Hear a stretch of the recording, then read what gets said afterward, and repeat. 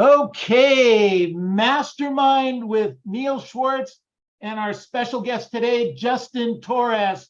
Let's give him a big hand, unmute yourselves, and welcome him. Woo! All right, Justin. Good job, good job, good job. Very excited to have you on board today. Thank you so much for joining us. Absolutely. You're very welcome. Thank you for having me. That's great. Fantastic. Justin, where's your main market area? So I'm over in North Jersey. So I cover Hudson County, Bergen County, very close to like your Hobokens.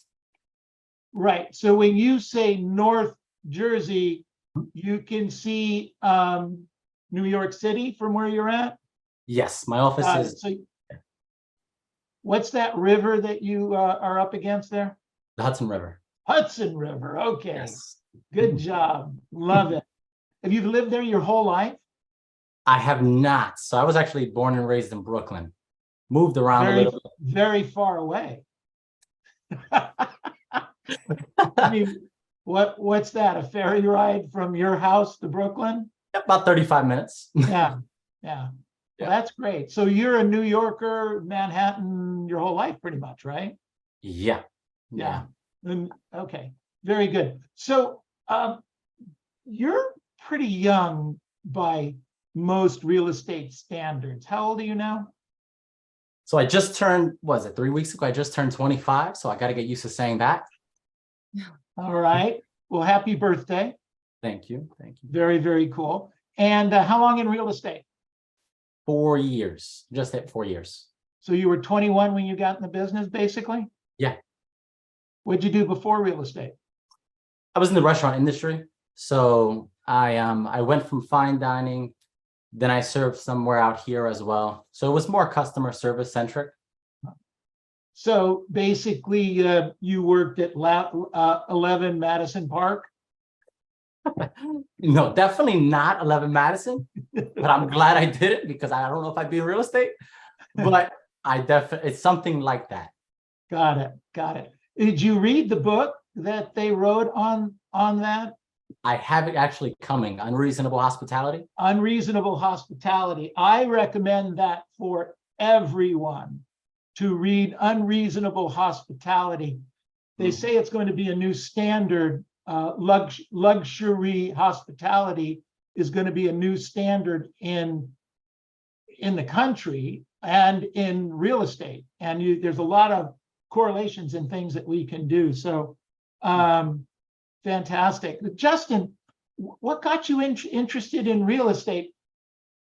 So it's interesting because it goes back to that fine dining experience. I in serving and in dealing with people on a daily basis, I had to do my best to have fun. I just feel like on a daily basis, if I'm going to do something, I might as well enjoy it. So what one of my customers had seen me having a great time, and I felt like it was always my goal with each customer who came in, a regular who came in, to know their family, just know a little more about them. So then with each conversation, they're getting better and better service. So if I know you like Broadway, I'm going to speak about Broadway with you. If I know you enjoy the sport, anything athletics, I'll speak more. I'll tailor my conversations to that. So she actually came up to me and told me, you know what, I just sold my condo in New York, and you don't know what it sold for, but the gentleman's like just like you. And I was like, she's like, yeah, his name is Luis Ortiz. Search him up. And I was like, all right, well, I'm Hispanic, so maybe he has like a little Spanish flavor to him. And I searched him up. He happened to be on $1 Million Listing. So Interesting. She actually introduced me to getting my license and getting into real estate. Going down that street. Yeah. Fantastic. How did you connect up with Mike Ferry? Because you're very connected right now. Yeah, something like that. Yep. Mike is like another grandfather to me. But he used to be a dad to most of us. Now he's a grandfather. He's going to love that one. There's nothing better than Mike. But it's interesting. I've always had like an insatiable desire to learn. And at first, my first week in the business, I heard my broker had walked on to me and he said, "Hey, I'm going to be in a seminar. Here are a bunch of numbers to call. I'm not going to be here till Monday." And I was like, "Well, I'll call the numbers, but what seminar are you going to?" And he said, "Well, I'm going to some Mike Ferry retreat, but don't worry about it because there's an expense and you just started." So I was like, you know what? If I'm gonna learn this, I might as well learn the craft correctly. So I jumped in and then I saw Ira speak and I felt like he was sent from up above. So immediately after that, I took my savings at the ripe age of 21 and I joined coaching immediately. Fantastic. Yeah. So you jumped right in with both feet. Yes, with both Okay, feet. good. Yeah. So how many deals did you do your first year? My first year, I did 20 and I Okay. did 0 my first 7 months. So the first 7 months of your career, you did 0. Yeah. And the last 5 months, you did 20 deals? Is that 20 what you're saying? Yeah. Wow. So what happened? Just a compound effect. I feel so I consistently, well, my coach kept telling me to make calls and make calls. So I kept making the calls. I just wasn't good at them. Okay. And then eventually you learn that you probably should follow the script. And Are you saying that you're one of those few that didn't follow the script in the beginning? yeah, I thought I had it all figured out. I thought I had this. Got it. Yeah. Got it. Well, what clicked for you to start doing it? Because we have agents that we work with in this business 20, 25 years later that are still not following the scripts. Yes. I think it reminds me of a conversation month 6 in the business. I still wasn't following anything. And I was making 5 hours of calls a day, but it wasn't purposeful. So I told my coach, I said, "Coach, I can't pay you next month. There's no way. So I don't know how I'm going to do this. At the time I had $25 in my savings and 25 in my checking. And my coach said, put it on a credit card. So I said, wow, that's good. But he said, if you're going to put it on a credit card, you might as well start following this system. And then things started falling, took a listing, took another listing, double ended my first deal. But it was because I had no choice. And my parents didn't really align with me leaving school and joining coaching. So, oh, you're kidding. You one of those kind of people, huh?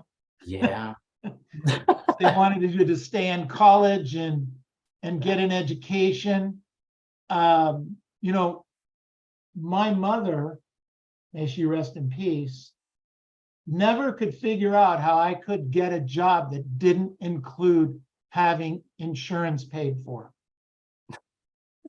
It's a true story. I've been doing this for 50 years, and my mother for years kept telling me to get another job that paid for my health insurance. And I kept saying, Mom, I can't afford that. And she said, see, that's why you should do it. No, Mom, you don't understand. If I take a real job, I'm going to work for less money than I'm making selling houses. Got it? Yep. So, right. So you're going to have that conversation with your mom soon, right? Well, I had it. Now she supports it, especially after giving Mike that nice check. Yeah. How was she about that one? By that time, I bought my first house. I bought several cars. I put several offers on investments. So she just said, you know what, anything Mike Ferry, just do it. She's on board. Now I tell her, hey, I'm going to Mike. Great, just pay for it. It's not like there's no rejection anymore. There's no objection handling anymore. No objection handling with her? No. That's great. Well, good. So your first year, 20 transactions, didn't do anything for 7 months. The business came from where? I mean, I understand you started clicking, but was it expired for sale by owners, just listed, just sold, referrals from your broker? I don't know where. So it was all expired, just listed, just sold, and like withdrawn, canceled, and FSBO. But I never called my database, so I didn't know what a database was. And Mike always likes to joke around saying, don't worry, half your database works in Starbucks. So at that point, I didn't really did get a firm grasp. I just said, I heard Berlin Gallerini say this once. He said, if your average realtor hits 2,000 contacts a year, by 10 years, there are 10,000 contacts made. So I said, if I make 10,000 contacts a year, I have 5 years experience every year I work. So last year I hit 12,000 contacts. This year, my goal, I'm at 12,000. My projections is 12,000. And that's literally how I got my business. It was, I'm going to keep calling until I get business. Got it. Got it. Did Mike ever have you preview property and go see condos and stuff? How'd you learn the market? By failing on listing presentations. Uh, So the more and more he so did wait, so tell me more about that. I mean, that's an interesting concept. so my first 32 listing presentations, I didn't get them. I didn't get one. Not one. Not one. So I would just keep setting them, and I would, as Mike referred to it, I would just throw them softball questions. So they had to say yes. But when I got in, there was either no motivation or there wasn't skill to close. My presentation wasn't powerful enough. So I consistently previewed property as the seller was walking me through. Got it. So you had opportunity to preview 32 properties. Yeah, with nothing signed. Right. So that's part of the preview program. Yeah. Wouldn't recommend it. No. No. Wow. Fascinating. Okay, so you had to sell, you had to make money. Yeah. A lot of us do, yet it clicked for you. What was going on in the mindset? Why did it click for you and it doesn't click for some others? And it's interesting. I try my best to speak to the younger agents that were in my office. Like, yes, on Monday, I had a 19-year-old in my office. And he said, can I please speak with you? And I said, yeah. I said, he's a 19-year-old is younger than you. It's tough. It's tough. You're the old man there. Man, I feel like I'm getting gray hair. This is good. So I told him, I said, just make sure that your goal doesn't revolve around money. Because once you make 100,000, 200,000, your motivation will slowly start to fade. So I had an infatuation, and I still do, an infatuation with learning on a daily basis, but also understanding that I'm here for the long haul. So my goal, right now, what I tell people, I say, when I was 20, I would say, oh, I can't wait for 2025. They would say, what's happening? I say, I don't know, you're gonna have to wait to see. So now last year, my birthday, my mom said, so 2025. And I said, oh, 2030 is gonna be a good one. Because I'm consistently focusing on learning as much as possible. Because realistically, I don't have this figured out. And Mike says I'm not gonna be smart until I'm about 50. So I might as well learn. Right. Yeah. Well, yeah. I think that's fantastic. And he is right. We don't get smart till we get 50. So yeah, I definitely agree with him on it. And I said, why not focus every day on, he told me something once. He said, infatuate over your daily activities and everything else will take care of itself. Right. And I was like, wow. So you mean to tell me if I make calls, I lead follow-up, I go on appointments, everything works out? He said, yep, that's it. It is really all about the daily activities. Mm-hmm. It really is. And yet most people don't get that. We say that all the time. He says that all the time. The people we interview say that all the time. And yet most agents don't get it. So it's a lot of why I do this. Mm-hmm. You're probably about 160. We've done this interviews about 160 times since March. And almost everyone says the same thing. And almost everyone is making what you and I would consider big money. The agents still don't do what they're supposed to do on a daily basis. So I'm going to go back to it one more time with you. Why not? What's it going to, maybe today's the day you're going to say something that's going to get all of these people out of the office and into the field. So my goal in 49 people I'm just looking for one conversion here. That's it. But, you know, I probably attribute it to, when I spoke, I had the luxury and blessing speaking at the bonus day. And what I told everyone, and I wrote up probably 4 or 5 paragraphs on, I wrote down this. I said, a lot of people talk about self-belief, but self-belief is a byproduct of your positive affirmation on self-talk. So what I found when I was young is that when I would say happy Thursday, I'm affirming a happy day. Or when a seller screams at me, curses me out, whatever they'd like to do, I'm trying to find a positive outlook in it, because involuntarily I will find joy in my work. And if I find joy in my work, I can provide a better customer experience. And if I provide a better customer experience, it's going to be better for my loved ones, because I'm going to make some more money. So I think it's, don't go home and say, how was your day? It was okay. You're consistently affirming a negative action.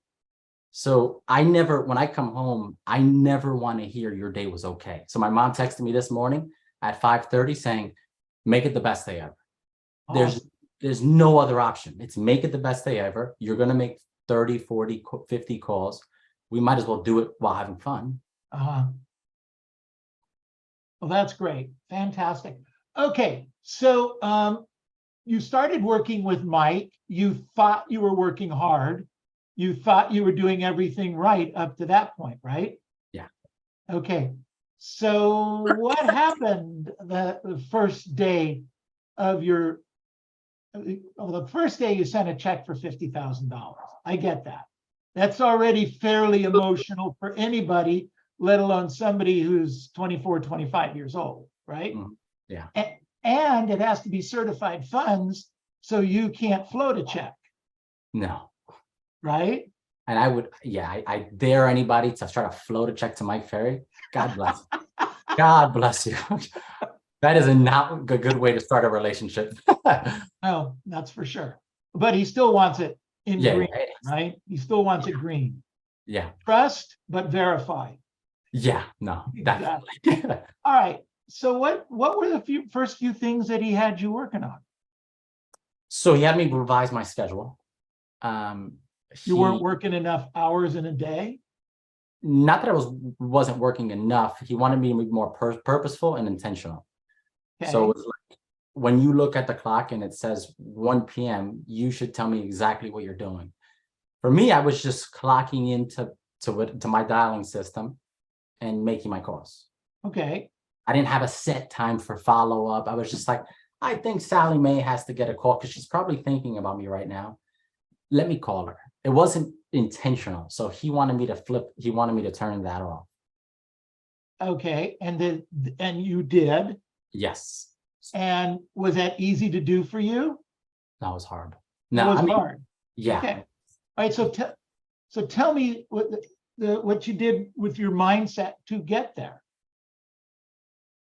So I think the first thing I had to understand is I treated this as if it was my first year in the business, because at times, even year 2, when my first $200,000 or whatever it was, whenever I made something that I classified as okay money and I was a little excited, I immediately had this confidence level that kind of err on the side of ego.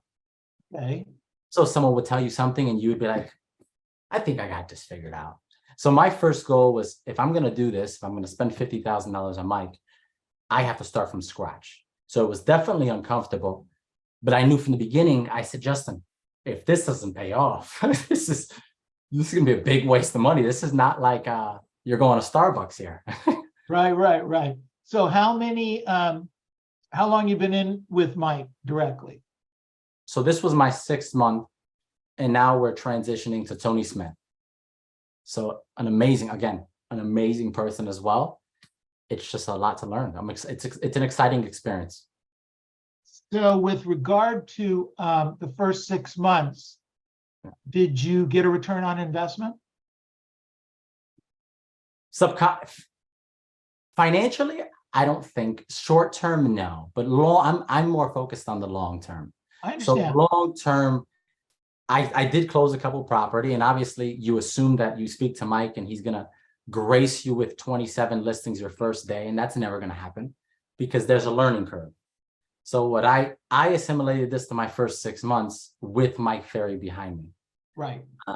And now I know. I was speaking to Lisa Bernstein about this, and she said, "Hey, Justin, my first year was tough." Now she experienced other things, but She had a divorce and all Yeah, kinds yeah. of stuff. Right. but her first year was tough. Her year after that, it was exponential growth.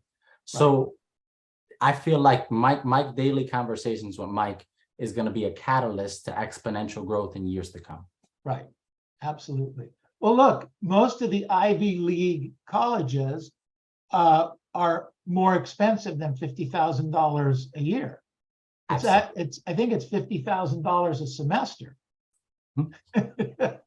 Yeah, no, it was, Right. I would do it again. I actually told him I want to do it again. Good for you. Yeah. Good for you. Excellent. Fantastic. Okay. So right now, where's your business coming from? So it's a lot of just 60% of my business is like just listed, just sold.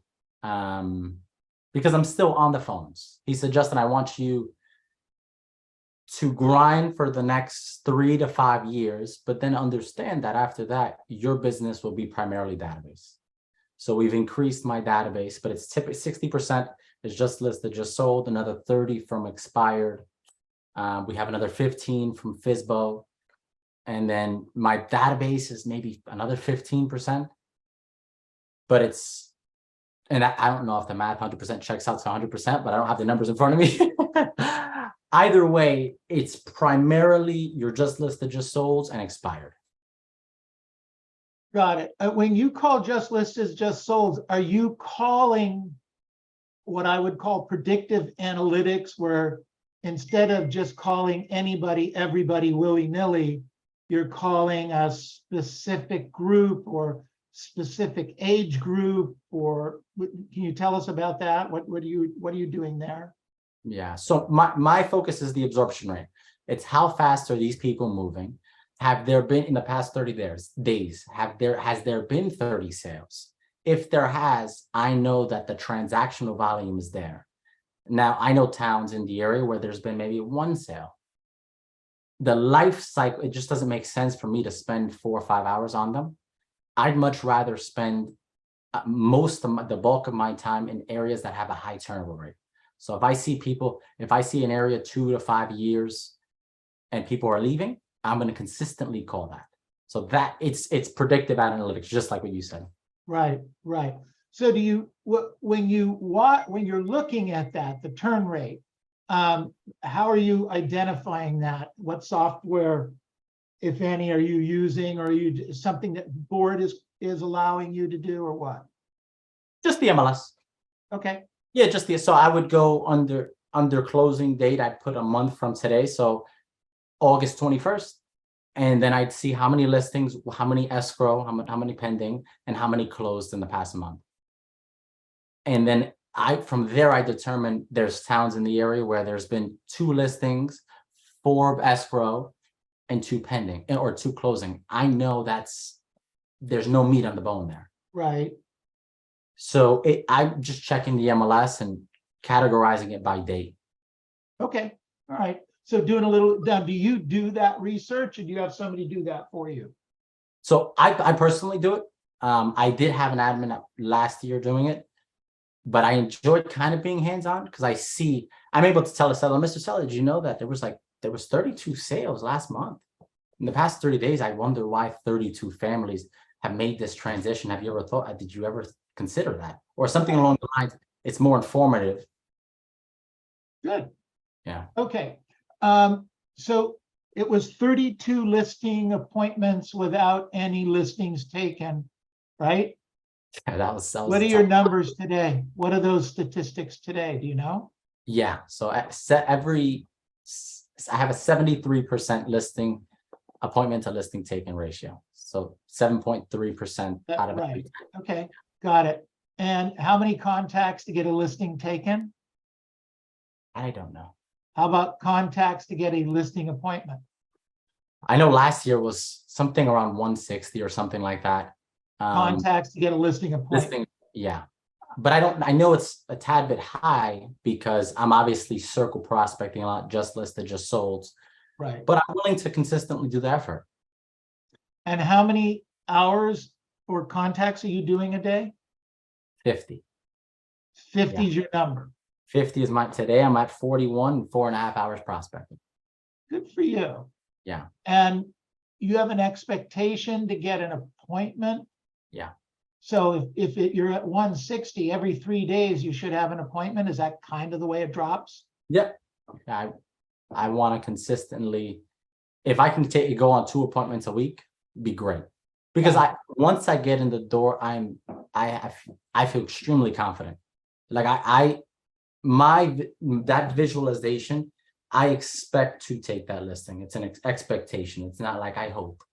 No, if I'm going in that door, there's an expectation. So Justin, is that an ego or is that knowledge equals confidence?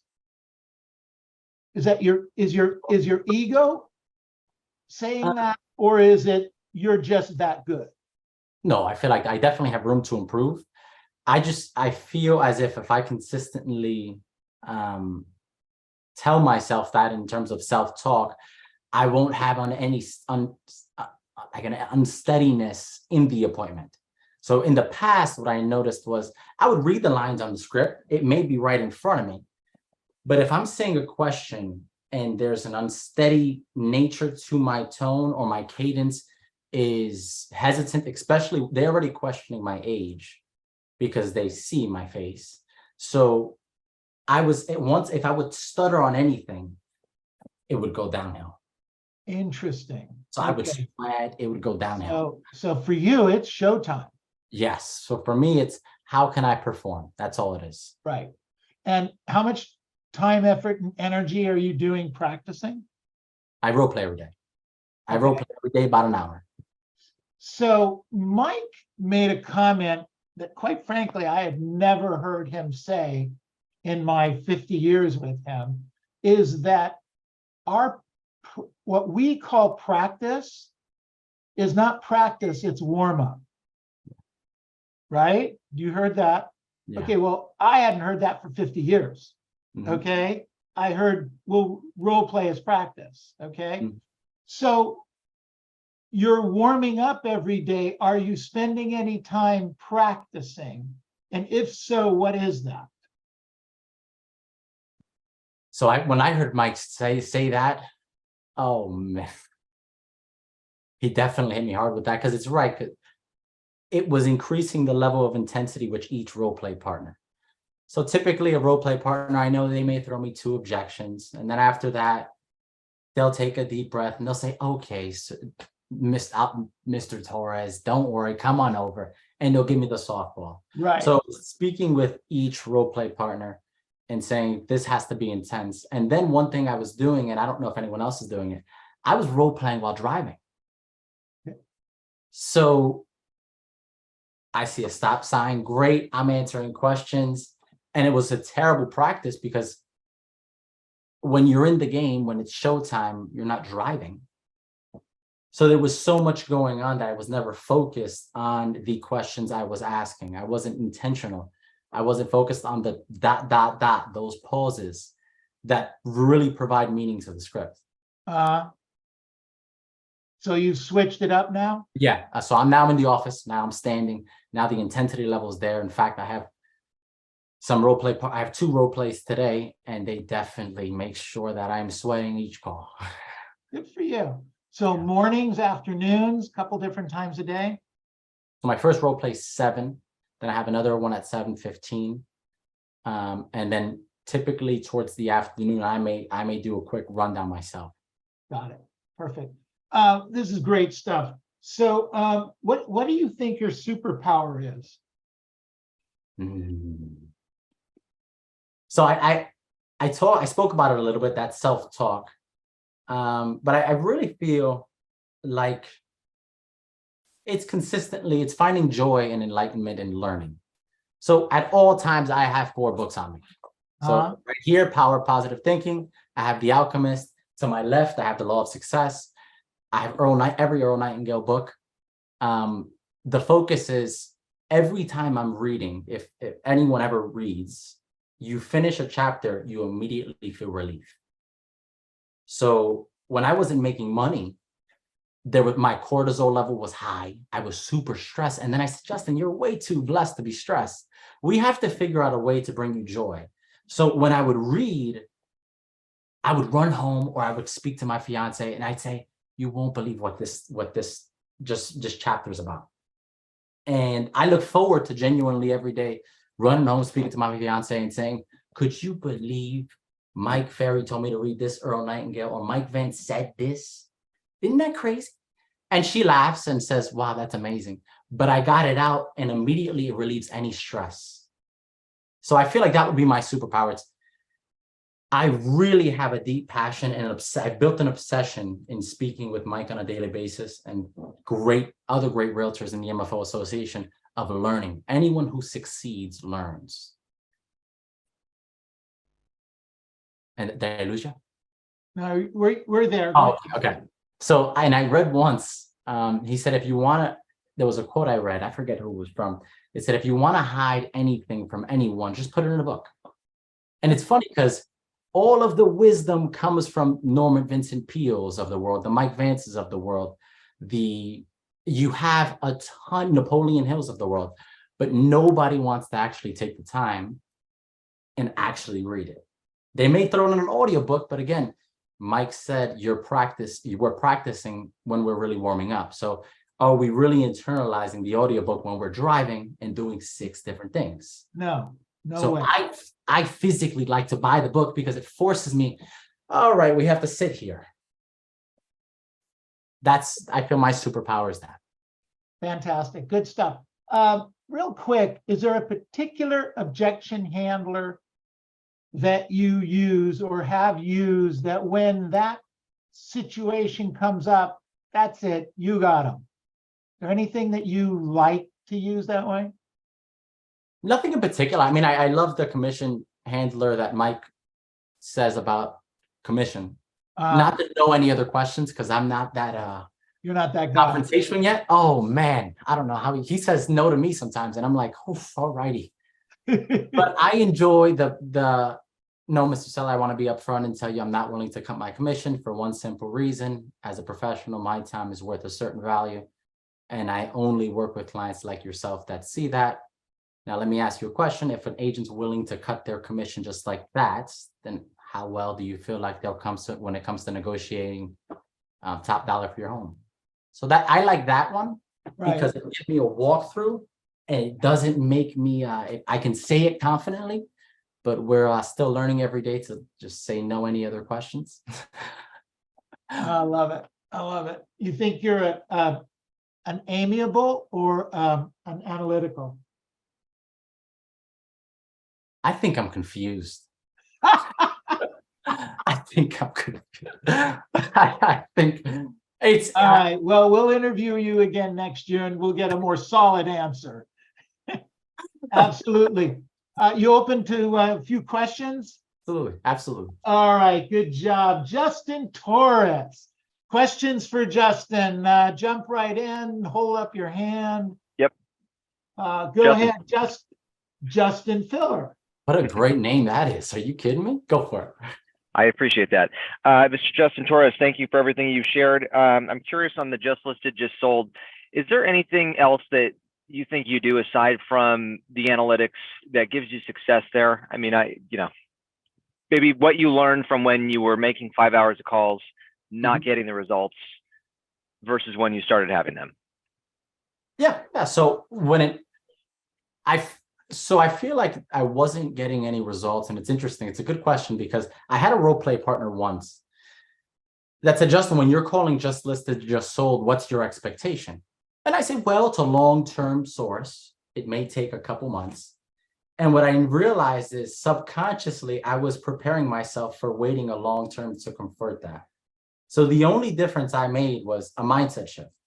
So I'm calling just listed, just sold, and I was calling them before I got on. And I was like, I am taking an appointment right now. And I've gone weeks where I've taken 3 just listed, just sold appointments. I've set the appointment the same week. I've taken the listing, and there's a fallacy where you can't get a just listed, just sold appointment same week. So I feel like it's just preparing yourself mentally. Now, there will be some sellers that give me a month, give me 2 months.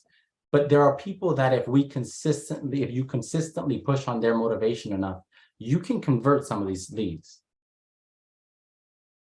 Good, great thought. Thanks, Justin. Thank you, Justin. Good stuff. Other questions? Justin Torres, jump right in. Raise your hand. So, Go ahead. Justin, Gonzalo. I have a question. I have a question here for you that's a little bit different. You're a young guy, and I remember being your age, and I was, well, probably not the most coachable person when I was your age. So my question is, Neil says a lot of great things. Mike says a lot of great things. A lot of people say a lot of great things. And yet most people still don't do it, still don't take it and run with it. What is it with you? What's your mentality that, hey, Mike told me to read this book, so I read it. Mike told me to do this, so I did it. Where does that come from? What's your mentality to just be that type of person? Good question, Robert. Thank you. It's a very good question. How do I put this one? This is going to be a long-winded one. I feel Well, like you said you were confused, so let's pretend you're expressive and just get it out. so I feel like, you know what it is? I feel like there's a core 5 I have in 2 aspects. The core 5 in terms of my family life, I feel like I am working endlessly, tirelessly on a daily basis so they can see a life that was never provided, that they never saw as kids. So that's my core motivation. It's how can I take my whole family and show them a life that we've been blessed to see by Mike, or everyone here has been blessed to see by Neil. We have certain mentors in our life that are showing us, here's the light. All you have to do is walk towards it, and you could bring a gaggle of people with you too. Now, I want my goal is, I feel like I was provided a vision or I was blessed with having certain people in my life, so I have to succeed at a high level. And the first point, the next 5 is the 5 people you get your information from. So I feel like we can be very open-minded, especially at my age. Before real estate, I thought everybody was a genius. I was like, wow, this guy said one great thing, and I'm going to listen to him for 3 months. And what I realized is that with Mike, anybody who I put in that core 5, that's who I will listen to. So I listen to everything Mike Ferry says because he's changed my life.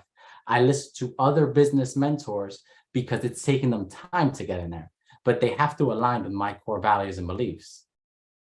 And I feel like with both of those, first, number 1, I found the purpose, and I'm not playing this game for me. Because if I was playing the game for me, it's very easy for you to let yourself down. I found that from baseball. I played college baseball, so I would let myself down on a daily basis. But when you have accountability partners, you never want to seem bad in front of other people. So my family, I am going to consistently work here and make as much money as possible because I have to afford them the opportunity to see what I've seen. And then secondly, I have a limited pool of business mentors, and these are the only people that will get ingrained and actually help me develop. I'm not going to be influenced by anybody else. It's just these 2 people. 5 and 5. That's it. Wow, fantastic. Thank Hey, you. Justin. Really, really good stuff. Gonzalo first, Michael. Okay. Unmute, Gonzalo, unmute.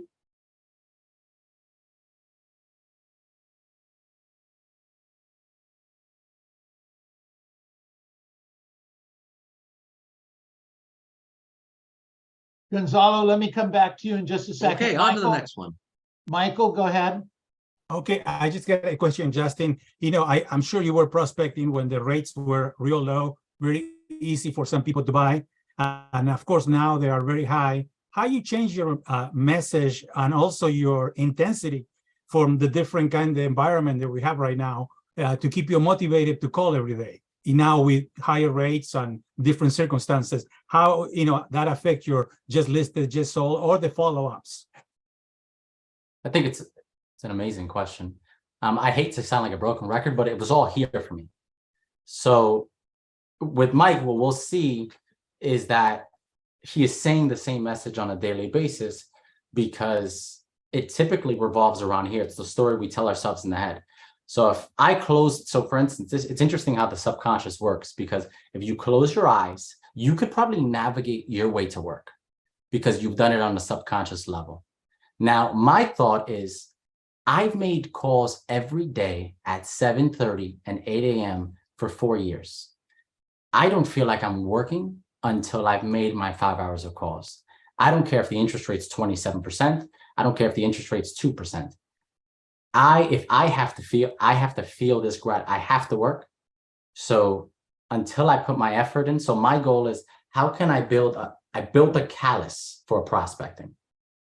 And if people don't know what a callus is, when you weightlift, you start, and if you do anything with your hands, you start forming extra skin on your hands to prevent you from getting injured, right? So it's just an extra layer of skin. So how can you build a callus towards prospecting? So when interest rates are 20%, interest rates are 2%, it's not going to affect your daily activities because your goal is to set an appointment, take a listing, serve a client. That's it. And there's buyers and sellers. Yeah, someone's Thank taking you. the listings. You know, Michael, it's an interesting that you asked that question because you and I sold in 15, 16, 17% interest rate market. Remember that? Mhm. We did. Sometimes we had to put 4 people on the mortgage, but okay. All right, good stuff. Excellent. Let's see. We had Gonzalo, you ready? Yes. Hi, Justin. Thanks for sharing this. I love your This better be enthusiasm. good, Gonzalo. Came back to you twice. I'm excited for you, Right. Gonzalo. I'm like Okay. excited. Okay, quick question, very simple. What is your definition of a lead for you now, Justin?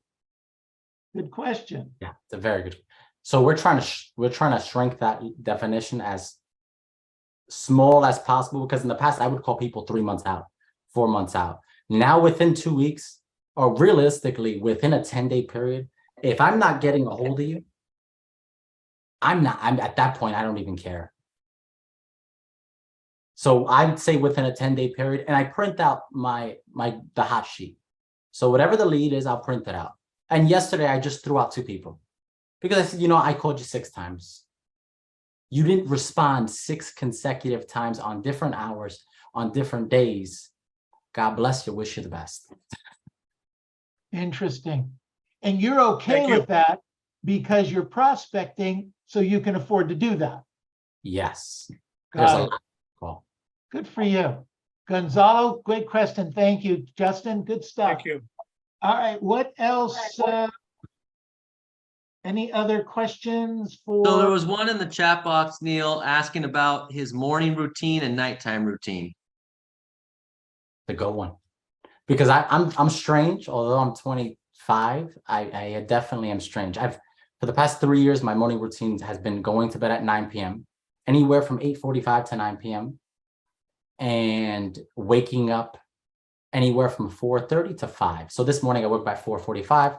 I religiously have to be in the gym. If I'm not in the gym, I feel uncomfortable. And then by 6 p.m., I'm back home from an hour workout, or 6 a.m. rather. By 7, I'm in the office by 7 a.m. and I get home probably around 6 p.m. Good job. Good stuff. Okay, unmute yourselves, please. Unmute yourselves.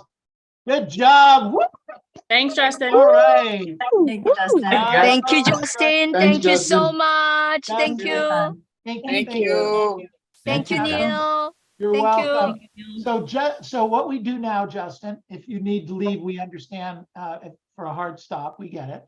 But we're going to go around the room and we're going to ask what did we learn from you today? Okay. Yeah. So we'll take a few minutes and do that. You're welcome to hang with us. If you need to go on, we totally understand and we get it. We just want you to know that we do appreciate you. We appreciate what you're doing. In life, you're either an example or you're a warning. And you, my friend, are a fantastic example. So keep up the appreciate good work. We posted your contact information in the chat box. So if anybody's got business for him in North Jersey, right? North Jersey, yep. Anything New Jersey, I'll connect Where's you with somebody. South Jersey? By the Jersey Shore. So Oh, it's- that's right. We talked about this. Yeah. Okay, good stuff. All right. So, what did we learn today? What did we learn from Justin? Raise your hand, jump in. I learned that when you're not feeling like you're getting a win in prospecting, if you read a chapter of a book, it'll make you feel good. I heard him say something like that. I'm going to try that.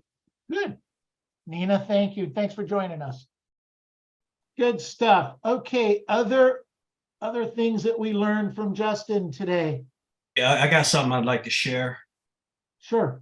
Yeah, so it sounds like the key to creating detachment and getting more results is just taking massive action and being consistent with what you're doing. And that's what you heard today. Awesome. I think you're Neil, right. Joey, you're on to something. I love it. Go ahead, Angel. did we learn how long he? Sorry, you just cut off, Angel. Sorry, I had an incoming call. What was that? No, You cut off. you cut off. Oh yeah, my bad. It was an incoming call. But did we learn how long he been in the business? Yeah, but Justin, I think it Yeah, was I'm staying. I'm listening. 4 years. 4 years. I just hit my 4th year. So 4 years, and you started like killing it in year 4, or did you slowly pick up momentum after year 1, year 2, and then you started hitting like home runs year 3 and 4? I see myself more as a doubles guy. So I'm just trying. I feel I still don't think I'm hitting home runs when I speak with people like Neil or people like when I see people like Al Swayze or Zach Baer. I feel like we're hitting doubles, and then eventually in due time with consistent action, 10, 15 years in the game, you will slowly be of that caliber. But at this point, I don't feel like I've hit any home runs. So the Wow. answer, but where I think the question, Angel, is, Justin, if you wouldn't mind, Justin didn't sell anything for the first 7 months. Okay, nothing. He went on 32 listing appointments. You don't think something making an impact on me? I don't forget that number, have I? Okay, reminds me of the guy that built the Starbucks organization. He went on 236 appointments before he raised enough money to open the first Starbucks. My question is, when would you have quit? Now the guy's a billionaire today, Howard Schultz. Would you quit at 50 presentations, 70 presentations? Justin, you went on 32 presentations, no listings, nothing, nada, zilch, right? And then you started using the scripts and dialogues, and in the next 5 months, did 20 deals? Yeah, last year I took 47 listings, and going back to 32, the average presentation time was like 2 hours. Oh, God. So Oh. I was just smiling. How are you today? How are the kids? Talk to me about the dog for 45 minutes. It was terrible. I love it. Great job. Angel, does that help? Yeah, it does. That's exactly right. How did he build up? And the other part of that question was, once he gets some momentum, how do you maintain that? Good question. A very good question. With momentum, it's interesting because once you feel like you're on a roll, it's very easy to take some days off. I think the only way you maintain it is consistently following that schedule. Yeah.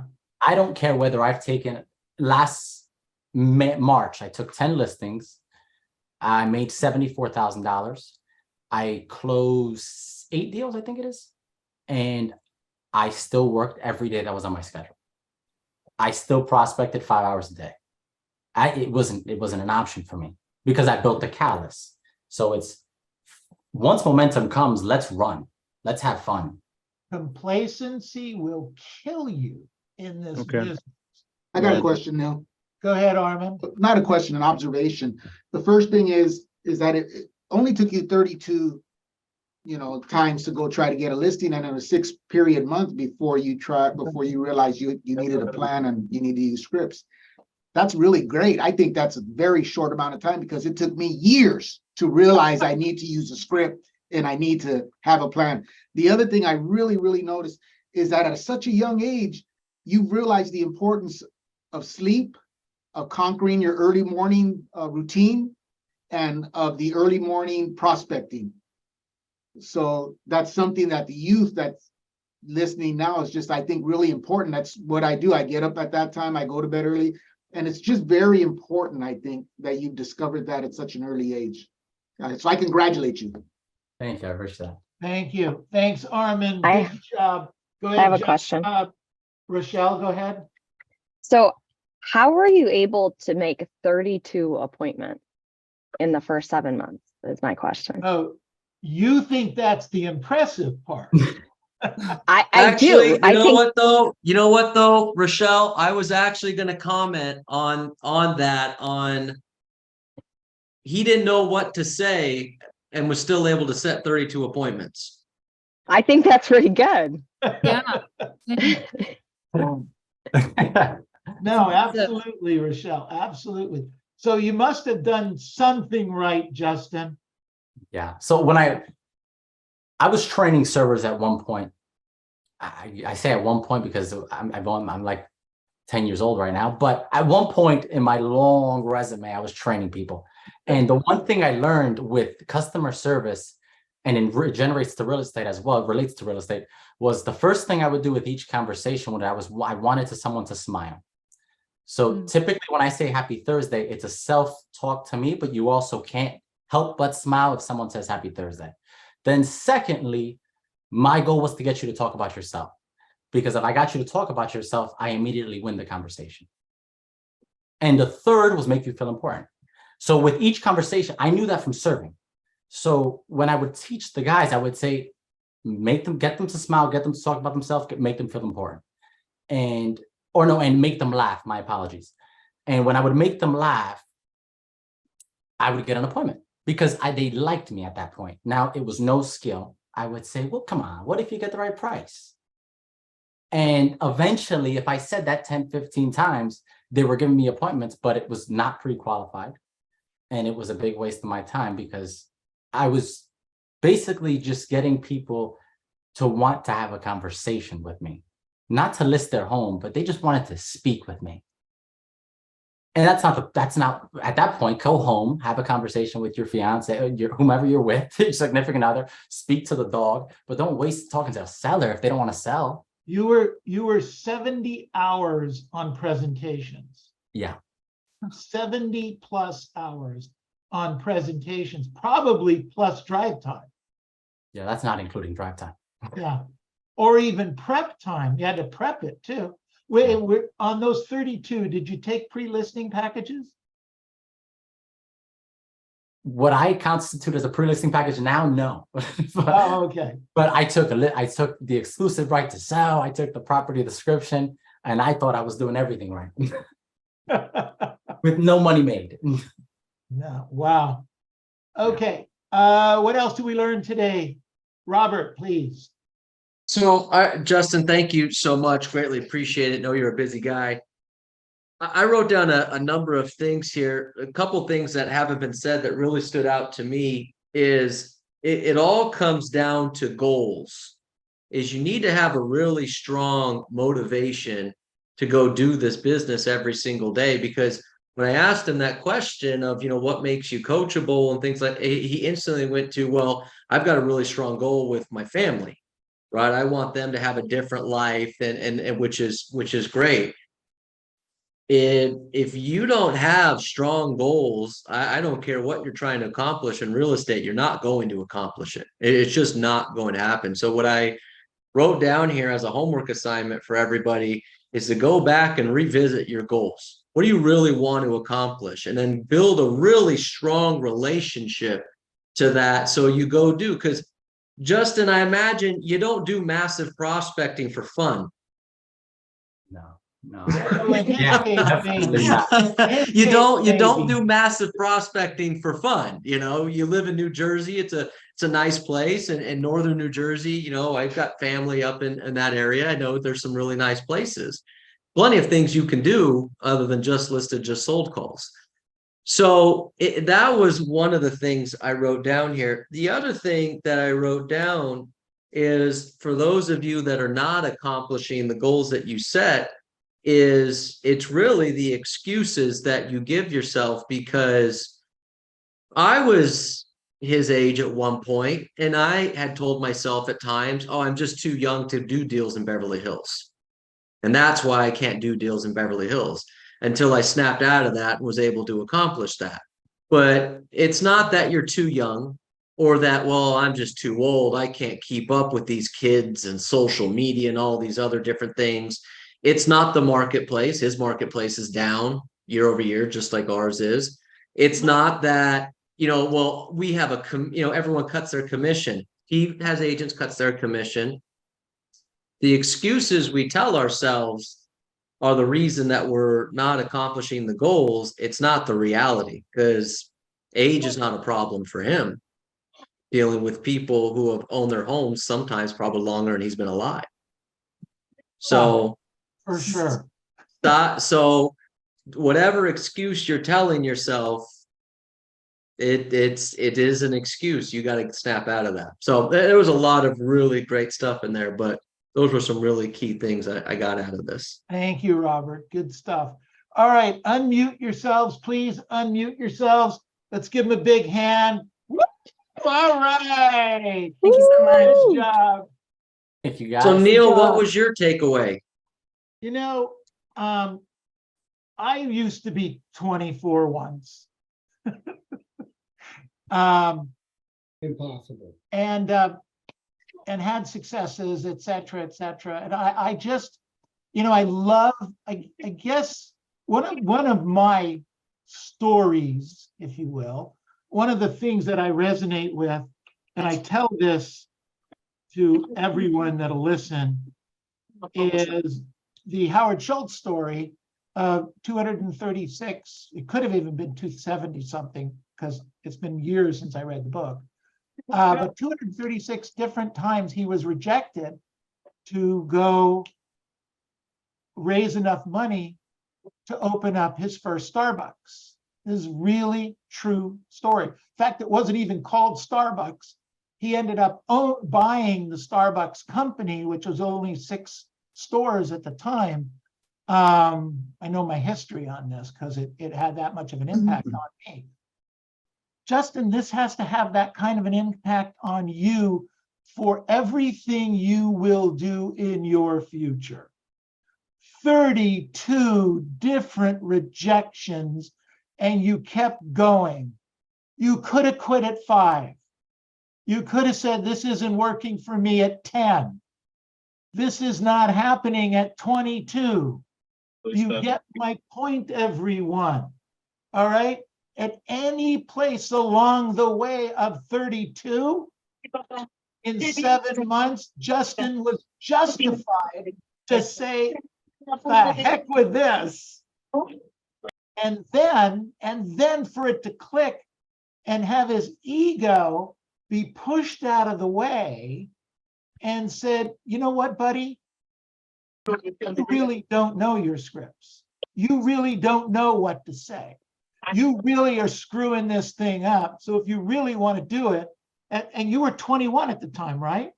Yeah, I was 21. 21-year-old guys and gals know everything. I know, I work with you, okay?